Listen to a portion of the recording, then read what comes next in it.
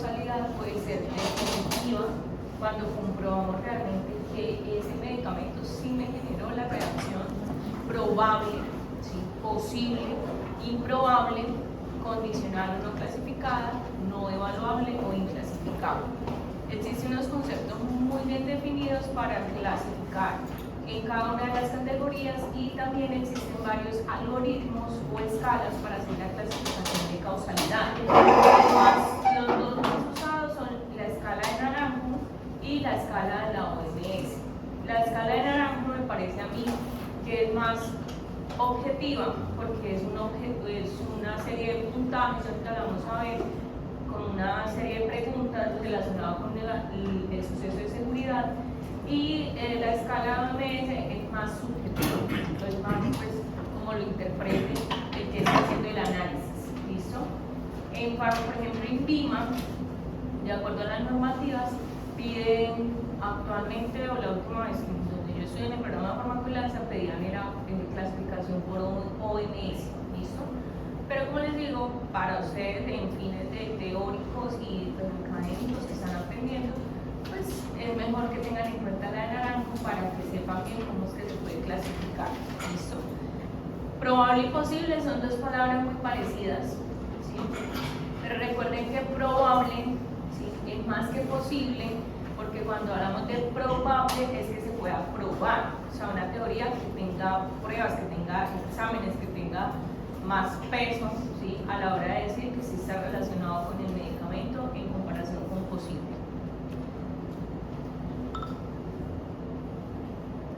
Listo, entonces estas son unas definiciones que define el Centro de Monitoreo Internacional de Medicamentos, y es: definitiva es aquel acontecimiento clínico, incluido alteraciones de laboratorio, ¿sí?, que se manifiesta con una secuencia temporal, y esto es muy importante. Obviamente, si un paciente no se ha expuesto a un medicamento, pues yo como le voy a echar la culpa a un medicamento si lo que le dio de pronto fue después de que lo suspendió hace mucho tiempo, o ya venía desde antes de iniciar el tratamiento con la clínica que está reportando ahorita, ¿sí? Entonces siempre tiene que haber una secuencia temporal en relación con la administración del medicamento por cualquier vía de administración, y que no puede ser explicado por la enfermedad concurrente, o sea, que no tenga que ver con ningún mecanismo fisiopatológico de la enfermedad actual, ni por otros fármacos o sustancias. Sí se va a retirar gradualmente el medicamento, o se retira el medicamento, mejora, también puede ser clasificado como definitivo, y si el paciente se reexpone al mismo medicamento y genera la misma reacción, también puede ser una prueba concluyente de que pueda ser definitiva ese medicamento, ¿sí? Es decir, una reacción alérgica, hipersensibilidad tipo 1 por una penicilina. Entonces el paciente no sabía que era alérgico, se le colocó en el hospital penicilina, presentó un exantema cutáneo, sí, leve, no fue algo grave, y el médico pues no pensó que fuera por penicilina. Eso es una suposición, estoy dando un ejemplo. Y luego a la semana volvieron y le colocaron penicilina y volvió a hacer la reacción un poco más fuerte.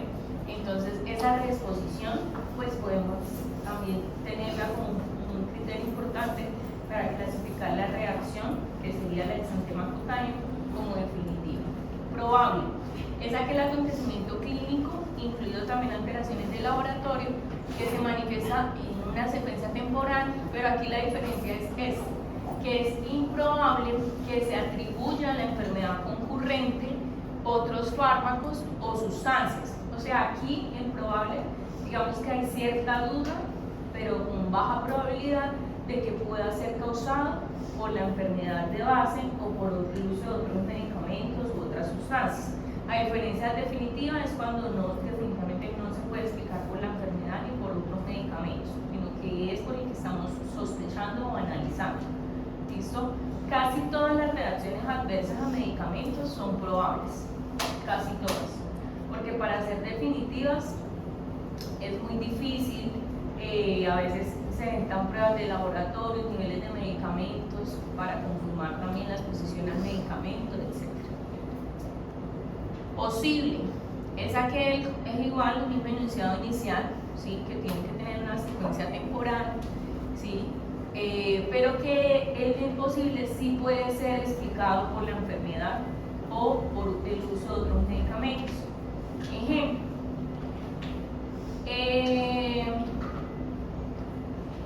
un paciente que presente dengue, un niño que tenga dengue con signos de alarma y pues tenga confundido su parto, pero también la mamá administró sobredosis de acetaminofén, que también puede llevar pues obviamente a una falla hepática. En este caso no podemos achacarle esas alteraciones de laboratorio de transaminasa o función hepática solamente al acetaminofén, porque el curso de la enfermedad normal del dengue grave puede generar alteración de la función hepática. Entonces, aquí, por ejemplo, en este caso, se puede clasificar como una RAM al acetaminofén posible. ¿Listo? Recuerde que la RAM, a diferencia del evento adverso, es cuando comprobamos causalidad. Y pues en la literatura sí está descrito que el acetaminofén puede generar inyección hepática aguda por los múltiples mecanismos que de pronto ya hemos venido hablando. Improbable, aquel acontecimiento clínico incluye alteraciones de laboratorio, que también tiene una secuencia temporal, pero que puede ser explicado de forma más plausible por la enfermedad concurrente o por otros fármacos o sustancias.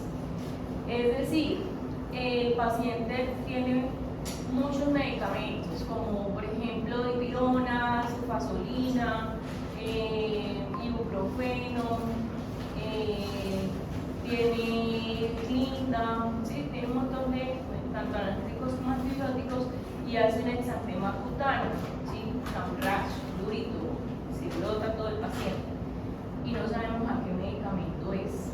Entonces ahí empezamos a ver de mayor a menor los que mayor probabilidad tengan de generar exantemas cutáneos con alergia según la literatura.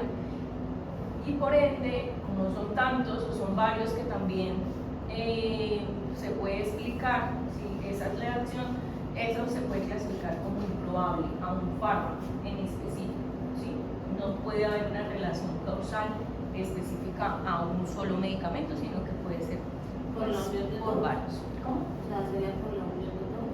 No por la unión, sino que no se puede esclarecer bien a qué fármaco fue el que hizo la alergia, a no ser que se retiren todos al tiempo y se empiece a redisponer de a poco, a ver si vuelve a presentar la alergia y si se pueda clasificar de mejor manera. ¿Listo?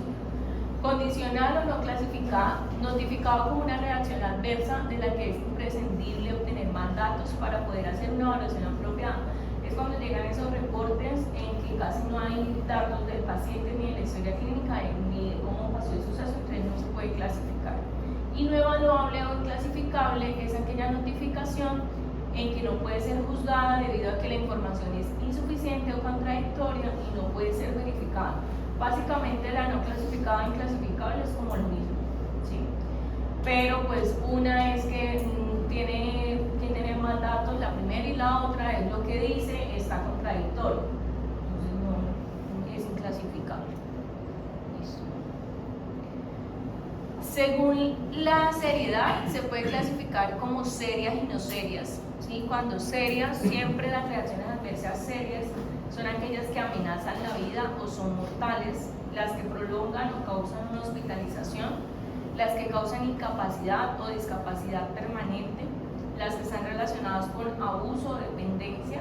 Por ejemplo, si yo formulo prolongadamente un paciente con traumador y sé como médico que le puede generar una dependencia y el paciente efectivamente hace una forma de codependencia a los 3 meses de uso, yo estoy incurriendo primero en un punto de prescripción, ¿sí? Segundo, el paciente si hace la abstinencia, ¿sí? Ya es una reacción adversa a medicamento, y si hacemos la escala de causalidad y obviamente es el único medicamento que está tomando, podemos encontrar una causa clara con el fármaco, podemos clasificarlo no solo como un evento adverso, sino una reacción adversa a medicamento, y sería sería seria porque le está generando una dependencia. ¿Listo? Produce malformaciones congénitas o cáncer, siempre que el médico lo considere. No serias. Las no serias pueden ser leves o moderadas. Las leves no interfieren con la actividad habitual del paciente y se curan solas. Son autolimitadas, no requieren intervención ni suspensión del medicamento. Por ejemplo, el uso de antibióticos de por sí, digamos su principio activo y también el mecanismo, hace que se altere un poco la microbiota intestinal y casi siempre genera muchas manifestaciones gastrointestinales como dolor abdominal, náuseas, diarreas al inicio en algunos pacientes. Y eso, digamos que puede ser reacciones leves, porque pues sí, cuando se